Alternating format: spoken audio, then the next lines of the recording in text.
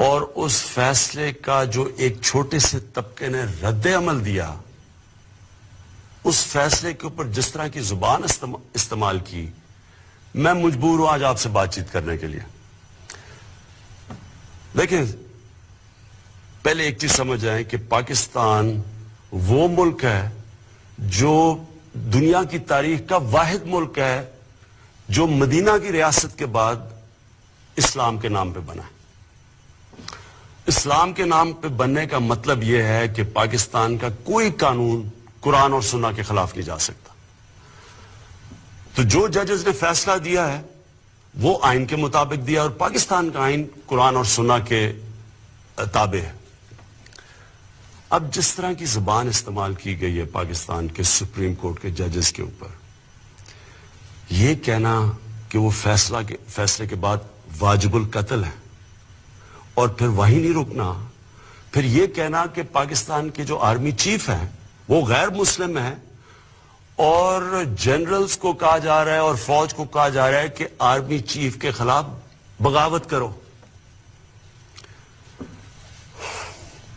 میں پہلے تو ادھر سے شروع کرتا ہوں، اپنی حکومت کی پہلے آپ سے بات کرتا ہوں. دیکھیں، میں بار بار یہ کہہ بیٹھا ہوں کہ پاکستان انشاءاللہ جب ایک عظیم ملک بنے گا تو وہ مدینہ کی جو ریاست کے جو اصول تھے ان پہ چل کے بنے گا.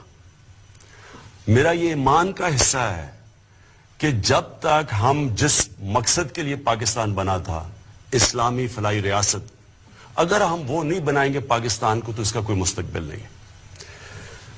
میں یہ بھی سمجھتا ہوں کہ انسان کا ایمان مکمل ہی نہیں جب تک نبی صلی اللہ علیہ وسلم سے انسان عشق نہیں کرتا. ہم نے عملی طور پہ اس حکومت نے وہ کام کیا جو آج تک کبھی کسی نے نہیں کیا، کسی پاکستان کی حکومت نے نہیں کیا. جب ہالینڈ کے اندر وہ جو ڈچ پارلیمنٹیرین تھا، اس نے ہمارے نبی صلی اللہ علیہ وسلم کی شان میں گستاخی کی اور وہ خاکے نکالے، تو واحد مسلمان دنیا میں ہمارا ملک تھا جس نے ان سے کمپلین کیا، فورن منسٹر سے بات کی، ان کے ایمبیسڈر سے بات کی، اور یہ پہلی دفعہ ہوا ہے کہ انہوں نے اس ڈچ پارلیمنٹیرین سے خاکے وڈرا کروائے، وہ واپس ہٹے. یہ کبھی پہلے نہیں ہوا. پھر واحد پاکستان پہلی دفعہ ہم نے OIC جو مسلمان ممالک کا جو آرگنائزیشن ہے اس پہ جا کے ہم نے ایشو اٹھایا، اور یونائٹڈ نیشنز میں ہمارے فورن منسٹر نے پہلی دفعہ یونائٹڈ نیشن نے ایشو اٹھایا. اس کا نتیجہ کیا ہوا کہ European court of human rights اس نے پہلی دفعہ فیصلہ کیا کہ نبی صلی اللہ علیہ وسلم کی شان میں گستاخی کرنا آزادی رائے میں نہیں آتا. یہ پہلی دفعہ ہوا ہے. میں صرف آپ کو یہ بتا رہا ہوں کہ ہم یہ صرف باتیں نہیں کرتے، ہم نے عملی طور پہ کر کے دکھایا ہے کہ ہم واقعی اپنے نبی صلی اللہ علیہ وسلم کی شان میں کسی قسم کی گستاخی نہیں دیکھ سکتے. لہٰذا جو یہ زبان استعمال کی گئی ہے، میں یہ سوال پوچھنا چاہتا ہوں، کون سی حکومت چل سکتی ہے جدھر کوئی آدمی کھڑا ہو کے کہے کہ ججز کو بھی قتل کر دو اور کہے آرمی چیف کے خلاف بھی بغاوت کر دو، لوگوں کو بھی سڑکوں پہ نکالے، سڑکیں بھی بند کر دے، جس میں ایک حکومت کا کیا قصور ہے اس میں؟ تو کون سی حکومت چل سکتی ہے ایسے؟ کون سا ملک چل سکتا ہے؟ آگے ہم اتنے مشکل معاشی بحران سے نکل رہے ہیں. میں اور میری جو کیبنٹ ہے، میں آپ کو یہ بتاؤں کہ ہم نے ایک دن کی ابھی تک چھٹی نہیں لی. ہم مسلسل لگے ہوئے ہیں کوشش کرنے کہ اپنی قوم کو نکالیں، اپنا جو اس ملک میں پسا ہوا غریب آدمی ہے اس کے لیے حالات بہتر کریں. جو ہم دنیا سے، باقی دوست ممالک سے بات چیت کر رہے ہیں کہ یہاں سرمایہ کاری کرو آ کے، اس کا مقصد ہی یہ ہے کہ یہاں بے روزگاری کم ہو یا غربت کم ہو. اب اگر اس طرح کی حرکتیں کرنی ہے کہ آپ سپریم کورٹ کے فیصلے اگر آپ کو پسند نہیں آئے، یعنی یہ کہنے کی یہ کوشش کر رہے ہیں کہ اگر سپریم کورٹ ان کے کہنے کے مطابق، ان کی من پسندی کے مطابق فیصلہ نہیں کرتا تو اس کا مطلب یہ فیصلہ ہی نہیں مانتے، اس کا مطلب سڑکوں پہ آ جائیں گے، ملک کو روک دیں گے. یعنی کوئی ملک چل سکتا ہے ایسے؟ اور اس کا نقصان کس کو ہے؟ ہمارے پاکستانیوں کو. عوام کو نقصان ہے, غریب لوگوں کو نقصان ہے, سڑکیں بند کر رہے ہیں, لوگوں کی روزگار جا رہا ہے.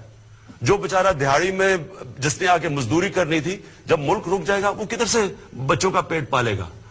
تو میں آج اپنی عوام سب سے یہ کہنا چاہتا ہوں, کسی صورت آپ نے آپ کو اکسانے نہیں دینا. یہ کوئی اسلام کی خدمت نہیں ہو رہی, یہ ملک سے دشمنی ہو رہی ہے. یہ ملک دشمن عناصر اس طرح کی باتیں کرتے ہیں کہ ججز کو قتل کر دو اور فوج میں بغاوت ہو جائے. یہ فوج نے ہمیں ایک بڑی مشکل جو جنگ تھی, دہشت گردی کی جنگ سے ہمیں نکالا ہے. ان لوگوں نے قربانیاں دی ہوئی ہیں.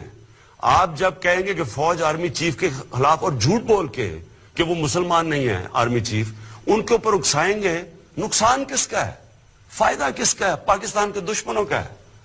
تو میں آج آپ سب سے, اپنی عوام سے اپیل کر رہا ہوں, اپنے ملک کی خاطر جو یہ اپنی سیاست چمکانے کے لیے آپ کو اکسا رہے ہیں, آپ نے ان کی باتوں میں نہیں آنا.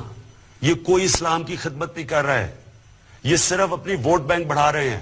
میں ان عناصر کو اپیل کرتا ہوں کہ ریاست سے نہ ٹکرانا. میں آپ کو یہ اپیل کرتا ہوں کہ اس ملک کی خاطر جو کہ مشکل برات سے نکل رہا ہے, اور اللہ کا شکر ہے آگے اچھا وقت آ رہا ہے, آپ اپنی سیاست چمکانے کے لیے, اپنے ووٹ بینک کے لیے اس ملک کو نقصان نہ پہنچائیں. اگر آپ یہ کریں گے, میں آپ کو یہ واضح کر دوں کہ ریاست اپنی ذمہ داری پوری کرے گی.